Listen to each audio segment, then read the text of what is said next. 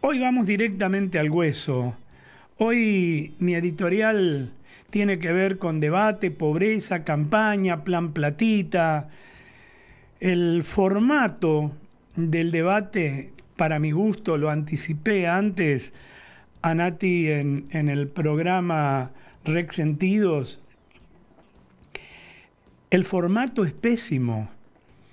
O sea, en primer lugar, en el derecho a réplica, no... 15 segundos para elaborar una pregunta de profundidad, como se supone la que haría un candidato a presidente, bueno, es nada. Y para responderla, 45 segundos tampoco. Un formato donde, por otra parte, esa limitación de 5 oportunidades para interpelar a otro candidato, también me pareció una barbaridad.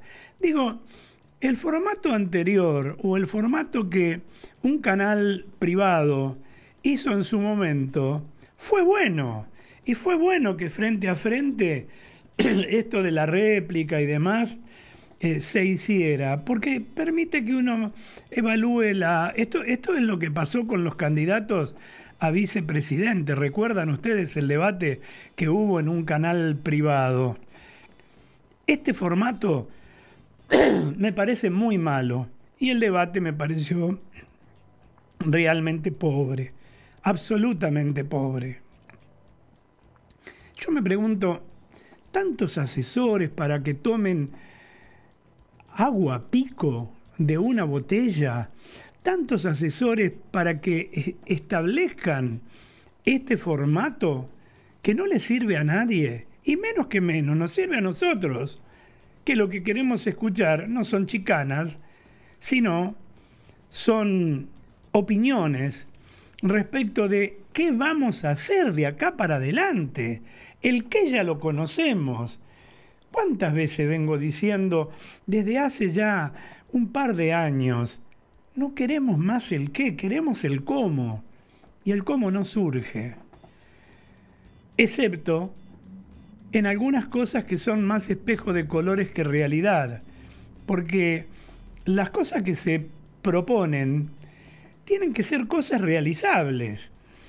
Y la mayoría de los argentinos, ya a esta altura de los acontecimientos, tenemos absolutamente en claro qué es lo realizable y qué es lo que no se puede hacer en la República Argentina. Miren, me pareció una falta de respeto por ahí también algunas gestualidades, sobre todo con un aire muy sobrador por parte de Milei. Me parece que no está a la altura de un presidente. Es recoger el guante y poder responderlo en todo caso. Nadie salió de su libreto.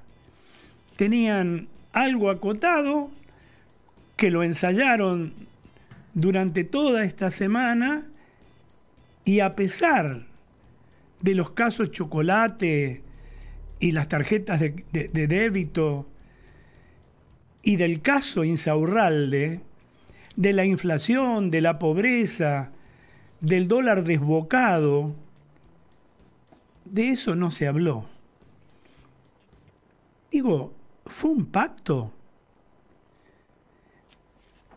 Y yo voy a hacer ni siquiera un análisis, simplemente desde mi óptica de televidente, en tal caso, de ciudadano argentino, voy a comentarles lo que yo sentí de cada uno de los candidatos a presidente.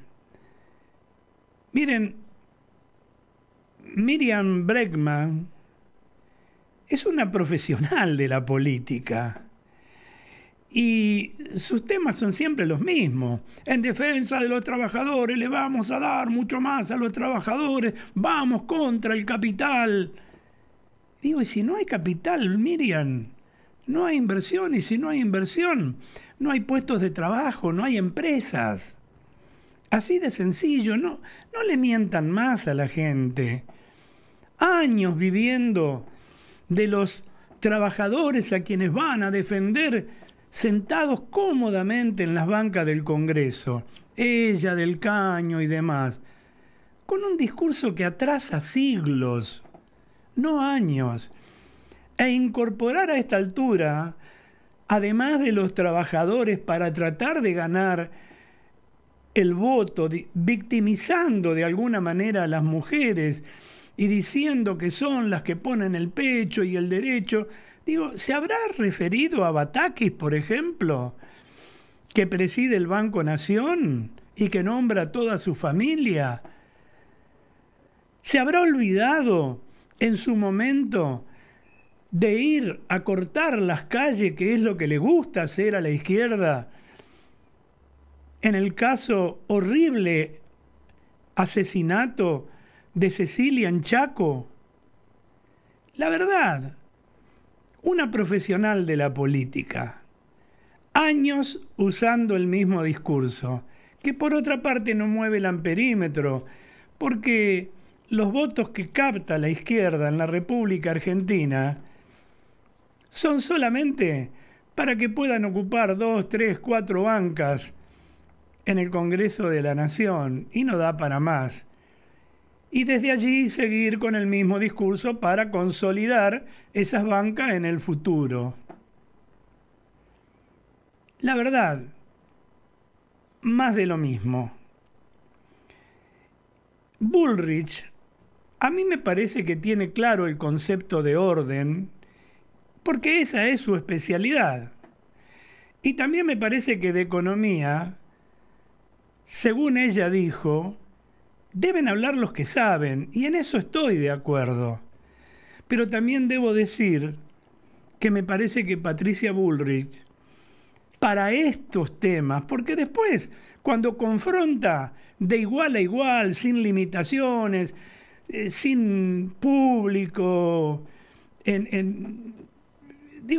tiene otro, hay nada como pez en el agua.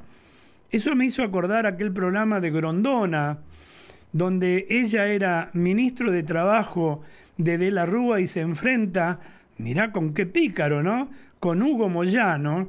Y la verdad, que Moyano trataba de hacer lo mismo que Bregman ayer, ¿no?, cuando le carga todos los apellidos ilustres, o por lo menos tradicionales, por decirlo de alguna manera, que tiene Patricia Bullrich, Luro, no me acuerdo, Pueyrredón, no sé cuánto. Y me acuerdo de ese enfrentamiento y la verdad, Grondona, un hombre con enorme experiencia, no podía pararlo y no se cayó ni un segundo, no tuvo miedo. Hay nada como pez en el agua. Ahora, me parece que Patricia Bullrich, si pretende ser presidente de la República Argentina, debe tomar un curso de oratoria y de gestualidad, que van ligados uno con la otra. Pero esto no es minimizarla, porque uno puede ser muy capaz para un montón de cosas y no tener una buena dialéctica. Bueno, lo dije en el programa anterior, ¿no?, cuando Nati me preguntó que nosotros tenemos casos, por ejemplo, de Massa, que se movió muy bien, buen orador ayer. Tenemos el caso de Cristina Fernández de Kirchner, creo que es la mejor oradora de estos tiempos, si no mintiera tanto, si no especulara tanto, si no recurriera a la victimización y si no recurrieran siempre a buscar la culpa en el otro. A veces no se necesita ser un gran orador, pero mínimamente, porque si uno no tiene un léxico que le permita de alguna manera elaborar la idea, da la sensación de duda, da la sensación de inseguridad. Y si de algo creo que podemos estar seguros, es que Patricia Bullrich no tiene inseguridad. Que le pone el pecho a las balas es cierto, pero bueno, no se lució. Schiaretti la verdad, centró todos sus temas y sus propuestas, primero, defendiendo el federalismo. Bueno, algo que casi todos los candidatos utilizan en tiempos de campaña, y cuando llegan al sillón de Rivadavia se olvidan del interior del país, que es el que sostiene prácticamente a toda la República. Y que en cada tema del que él se ocupó, me refiero a Schiaretti, hizo una comparación con su gobernación en Córdoba. Y la verdad, Schiaretti, que no necesitamos conocer los pormenores de lo que sucede en Córdoba si acabamos de conocer hace un par de semanas atrás el resultado de las elecciones, donde mínimamente, por 1 o 2 puntos, su candidato, el de Schiaretti, gana la gobernación, lo cual indica que al menos la mitad de los cordobeses están totalmente en desacuerdo con toda la gestión que realizó Schiaretti y que puede llegar a realizar su sucesor, su Delfín. Así que, la verdad, me parece que, además, lo veo un poco demasiado grande como para manejar la República Argentina. A ver, grande no en edad, me refiero que está, digamos, se necesita más power, como dicen los jóvenes hoy día, para poder desarrollar no solamente el contenido de la propuesta, sino también una eventual conducción de la República Argentina. Milei justificó la casta, defendiendo a la casta. De la dolarización, nada. No defendió ya el plan y de algún momento dijo, si me dan 10, 15, 35 años, la Argentina va a ser más que Estados Unidos. Milei, más de 2 periodos no se puede estar. Y por otra parte, permanentemente dijo, voy a estar 4 años y después me voy a mi casa, que vengan otros. Y ahora cambió el discurso. Milei no tiene muy en claro lo que dice antes para que ese antes sea su plataforma básica. Habló de casta cuando de pronto se codea con Barrio Nuevo, lo peor de la casta sindical. Aquel que dijo alguna vez, si dejamos de afanar un poquito por no me acuerdo cuánto tiempo y la Argentina sale adelante. ¿Se acuerdan de eso? Un tipo que hace 35 años que está al frente del mismo gremio. Un tipo que además estuvo con todos. Un tipo que cuando huele la oportunidad, allí se mete y después se hace cargo. Y Milei es carne de cañón, obviamente, porque como no tiene estructura partidaria, salvo 4 o 5 personas relevantes, pero nada más que esto, y la verdad que no tiene demasiadas posibilidades de gobernar. No lo digo ahora, lo vengo diciendo de hace un montón, y no te enojes. Y si te enojas, y si no estás de acuerdo con lo que digo esto a aquellos fanáticos de Milei, dame tus argumentos, que sean válidos, pero no de alguna manera, digamos, faltar el respeto, porque me parece que para faltar el respeto es porque antes faltó educación. Lo cierto es que Milei lo vi con demasiadas muecas faciales, con aire de sobrador, que me parece que era más que nada para sus seguidores, pero le restan seriedad a quien quiere ser presidente de la República. Y en el bloque de economía, para hacer su propio palo, porque es un economista, según dicen todos, y él se autopercibe brillante y todo lo demás no sirve, como hizo cuando denostó a los burros, bestia o no sé qué dijo, referido al equipo económico de Patricia Bullrich. Digo, me parece que Milei tiene que caminar mucho para poder llegarle a los talones de la gente, de los economistas que integran la Fundación Mediterránea.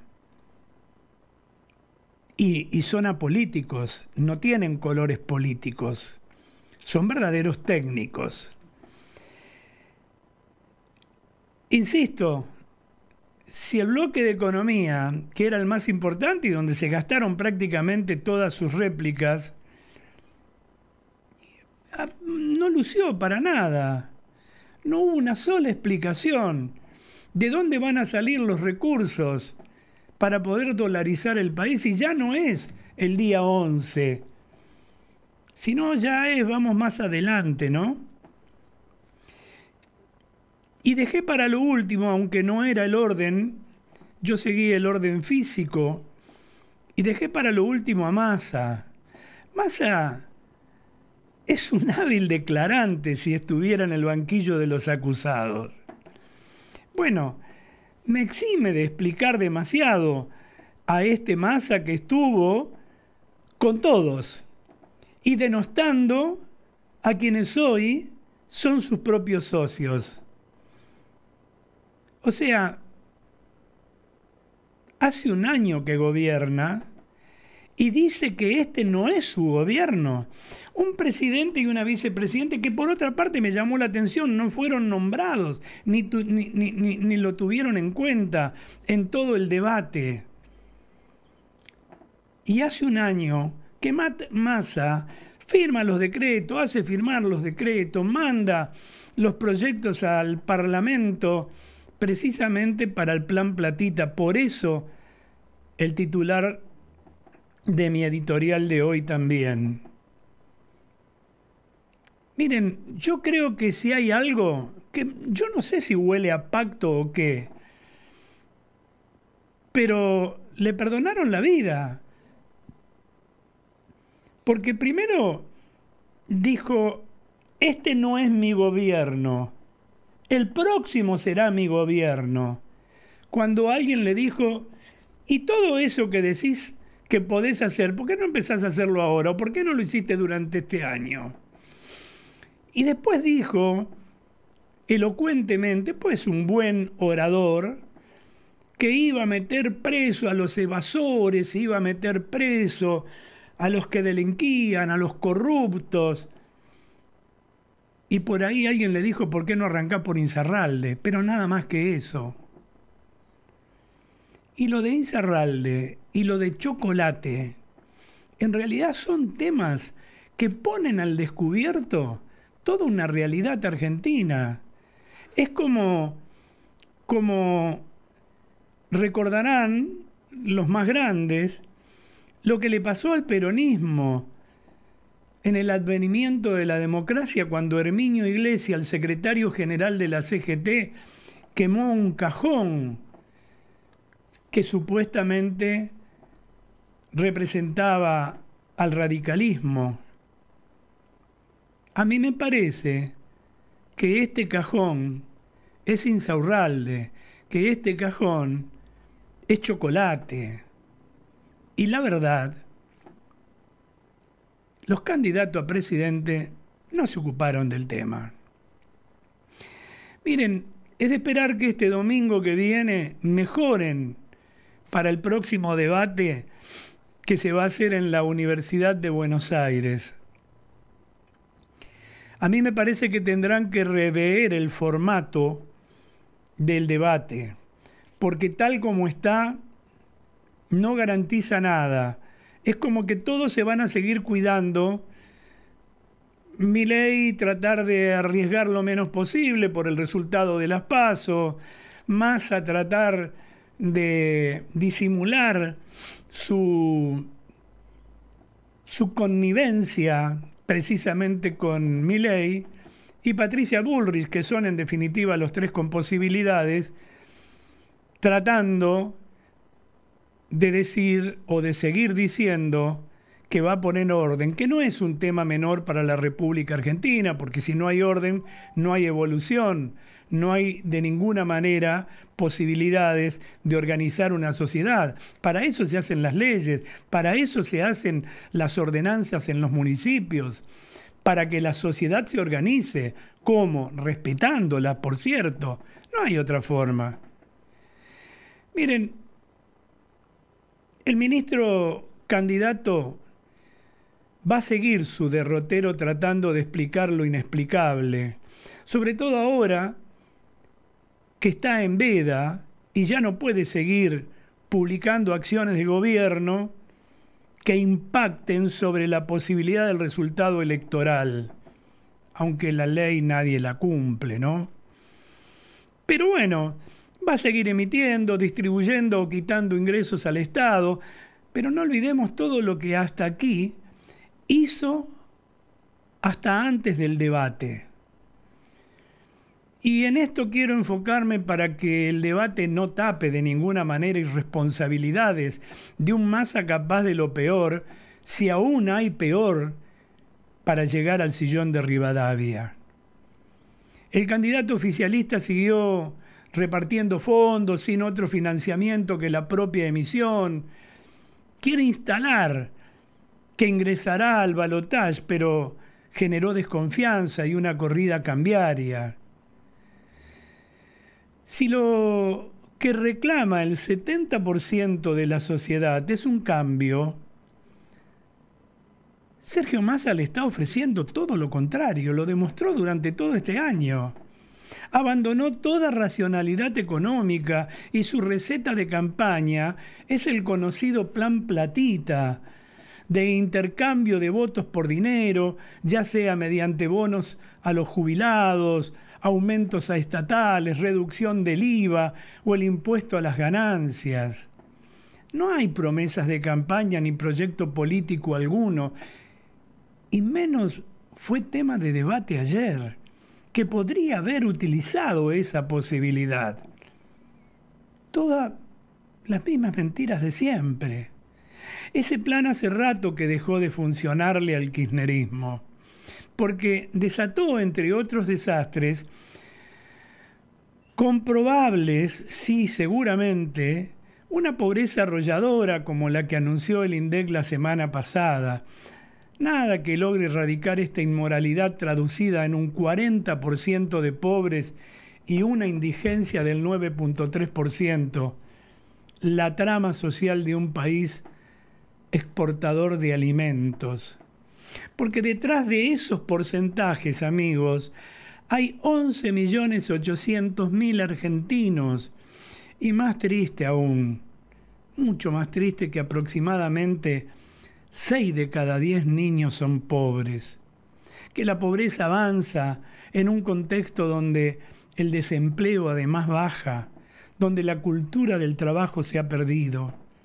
Pero el ministro candidato está en una posición tan difícil que no se le ocurre otra salida que hacer saltar por los aires la macroeconomía a las puertas de las elecciones. Algo que pagaremos más tarde o más temprano. Yo diría más temprano. El costo de esa parte de su campaña que terminarán pagando con inflación todos los ciudadanos será de unos 2 billones con B larga, 2,5 billones de pesos. Los resultados de esta estrategia hasta ahora han sido malos, pero él insiste. El peronismo salió tercero en las 3 elecciones posteriores a las PASO, pero sus asesores le aseguran que está muy cerca de Patricia Bullrich y puede desalojarla de la segunda posición.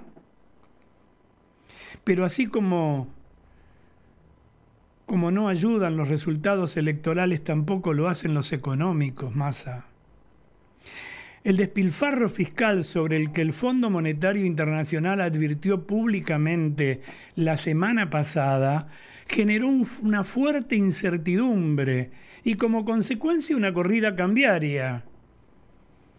El dólar blue pasó a 800 pesos, hoy depreció un poquitito, 7,98 creo. Había aumentado un 50 en la semana y en septiembre más de 70. En 2023 aumentó más de 450 pesos, es decir, un 130% superando a la propia inflación. Esos números no son malos, son escalofriantes. Por eso el riesgo país se instaló firme en los 2.543 puntos básicos y como el dólar oficial está clavado por el gobierno desde hace más de un mes en el rango de los 350 a 360 pesos, la brecha cambiaria superó ahora ya el 130%. Un país sin previsibilidad. El Fondo Monetario, que le dio los 7,5 millones de dólares que pedía para la campaña, recién el jueves pareció enterarse de la existencia del Plan Platita. Sin embargo, miren, Cristina y la Cámpora despotrican contra el organismo crediticio. Nadie sabe de dónde saldrán los fondos para compensar la pérdida de recaudación por la eliminación del impuesto a las ganancias que festejó la CGT. Eso costó el 0,8% del PBI. Ni el IFE, por ejemplo, que festejó Grabois, ni la rebaja del IVA, ni los bonos a jubilados, ni los aumentos a estatales. Todo eso es maquinita pura. Nadie lo sabe, pero todos se lo imaginan. Es emisión. El modelo kirchnerista, en todo su esplendor, pero con un nuevo agravante: la compleja situación de los bancos. Los 4 años del dúo Fernández-Fernández y con Massa un año al frente del Ministerio de Economía se caracterizaron por una catastrófica situación de endeudamiento interno.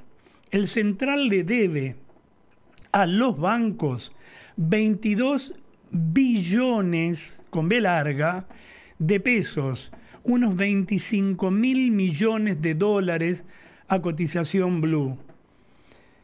Y de esto también acaban de darse cuenta en el fondo, pero el problema quedará para el sucesor de Massa, Massa ministro, que parece poco probable que sea Massa presidente. A pesar de esta perspectiva problemática, el peronismo continúa apoyando a su candidato. Lo hizo al aprobar en 10 días en el Congreso la eliminación del impuesto a las ganancias, para que sea usada en plena campaña. La única que no participa de esa campaña y que puso en el Senado su propia agenda judicial por encima de la situación de Massa fue Cristina Kirchner. Otras son sus preocupaciones. El resultado de la votación con que la vice logró el jueves el acuerdo para la jueza Ana María Figueroa fue un empate. La balanza se inclinó a favor de la jueza por decisión de la presidente provisional, Claudia Ledesma de Zamora, la cónyuge del gobernador de Santiago del Estero. Facilitó ese triunfo la ausencia de la opositora neuquina Lucila Creuel, de viaje por Alemania para participar de una reunión sobre energías renovables. Miren, Javier Milei aprovechó la ocasión para señalar que en la votación cruciales siempre desaparece alguien de Juntos por el Cambio.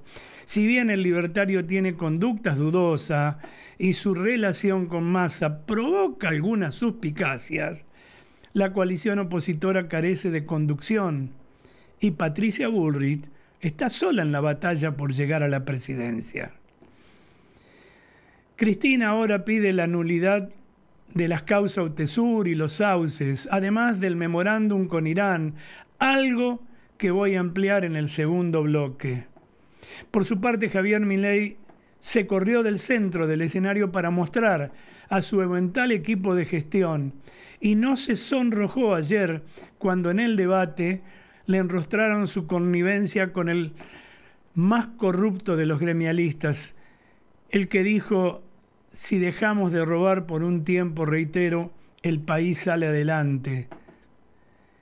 El aporte más interesante fue el de su operador político, Guillermo Francos, dirigente muy ligado al peronismo. En una extensa entrevista, Francos eliminó tanto las ideas de dolarización como la de motosierra y se mostró a favor de la posición dialoguista.